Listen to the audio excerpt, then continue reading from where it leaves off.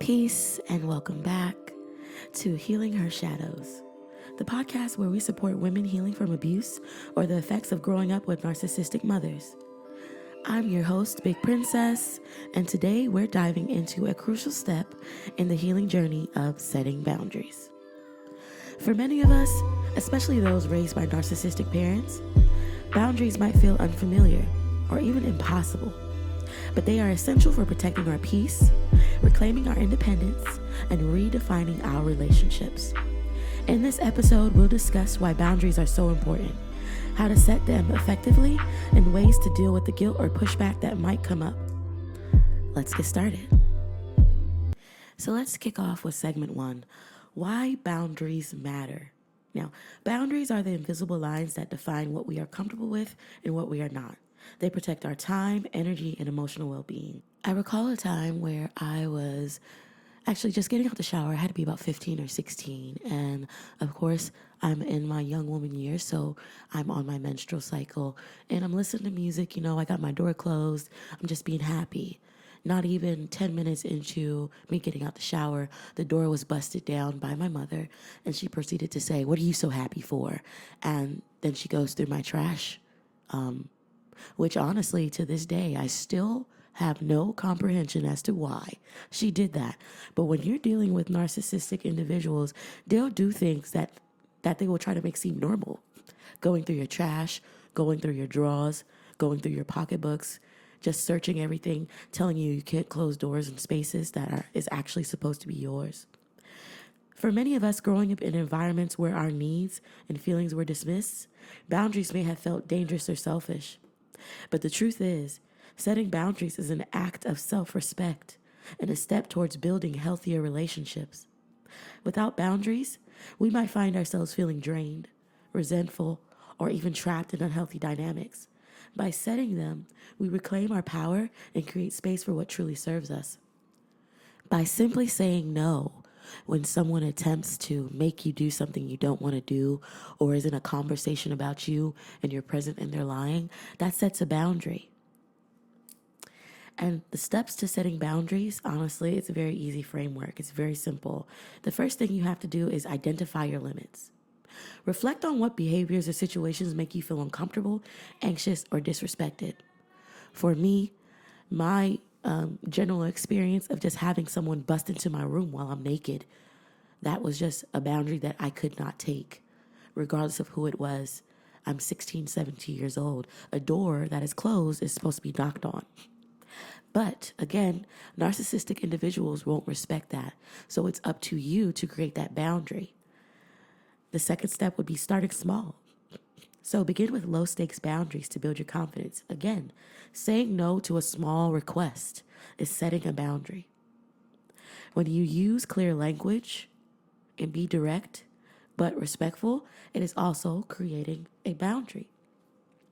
Instead of, "I feel like you're being unfair," say, "I need us to talk calmly. Otherwise, I will step away from this conversation." And if anyone cannot respect that, then that's an issue because you having a boundary for yourself is healthy. They also have boundaries. However, when someone's boundary is imposing upon yours, that's an issue. Now, the next step is, of course, you got to anticipate pushback. Hello, they're narcissists. These people are full of themselves. Especially with them, your boundaries will be challenged. Stay firm and remind yourself why the boundary was created in the first place. Now, it may be difficult if you're having to live with them still. And what I can say is that when I was still living in the house with my mother and my boundaries would be crossed, I would just notate and record everything. And honestly, that's a safe way for you not only to have evidence of what someone's doing against you, but it also will allow for you to see where they are and how they are for when they go later on to say that they aren't that way. Because we all know that narcissists will say they never said that, they never did that, or they will lie. Now, the fifth step would be to enforce consequences. If a boundary is repeatedly crossed, follow through with the consequences you've set. Now, for those who are still, again, living in the home with them, that may be difficult because maybe they're your primary caregiver. But there are boundaries that you can set. You can invoke your own boundary of silence. You can remain in your room and stay away.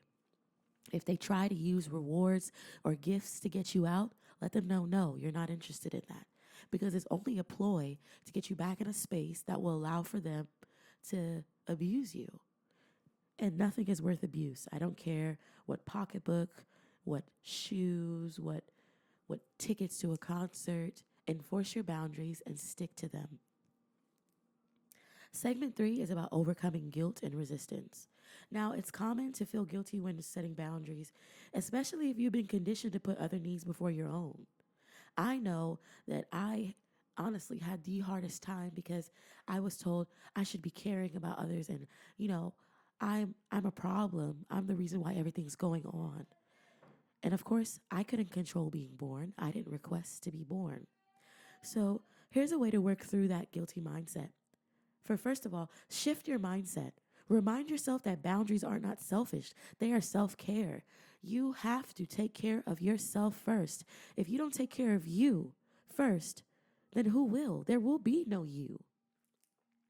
Affirming your worth is also very important. Repeating affirmations like, my needs are valid, my feelings are valid. It's okay to prioritize my well being. It's okay for me to say no. These will affirm your worth and allow for you to sit steadfast in the boundaries that you set and not make you easily shaken or stirred. Now, the last, it may sound crazy, but you have to accept your discomfort. It might feel awkward at first. Of course, it will feel awkward. You have been conditioned to feel this way about yourself. However, with practice, it will become easier. For those raised by narcissistic mothers, guilt might be amplified by fear of conflict or rejection. I know myself, I honestly would be terrified of speaking up because she would beat the mess out of me. There was a day where I spoke up about her lying on me, and then she tried to lie again. But my cousins, gratefully, they were there. And they were like, well, no, that's not what happened. She didn't do that. And immediately when my cousins left, it was, you talk too fucking much, you stupid bitch. And she beat the brakes off of me in that kitchen. While that occurred, my father sat on the steps and watched. It may be hard because of the guilt that they'll place on you. But it's important to remember and to remind yourself that you're not rejecting the person. You're rejecting the behavior that harms you.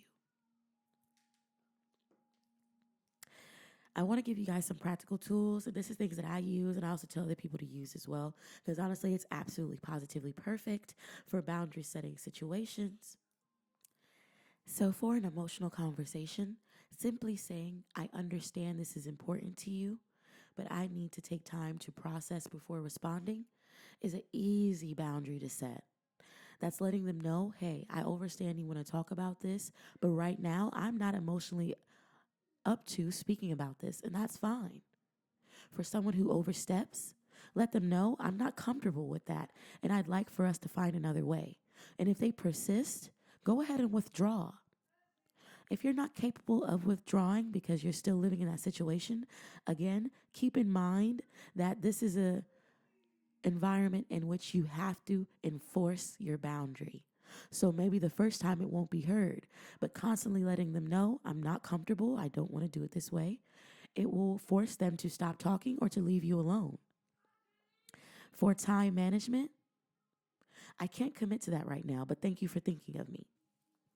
Oftentimes, people will come to you with tasks that they feel you are obligated to doing, or that you may feel that you're obligated to doing because they asked of you, but you also could be busy with something that's being done for you. Simply saying, I cannot commit to that right now will allow for them to let you know, to let them know, hey, I get what you're saying, but I have to take care of me right now. Oftentimes, people may not enjoy that, and honestly, that's okay. But practicing things in a journal or with a trusted friend will allow for them to become a natural response, and you won't have to worry about the responses that you receive when you enforce your boundaries.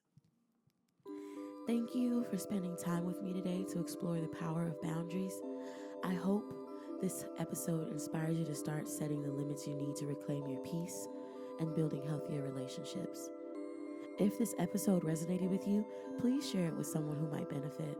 And don't forget to subscribe so you don't miss next week's episode, where we'll talk about healing from guilt and shame, a challenge many of us face in recovery.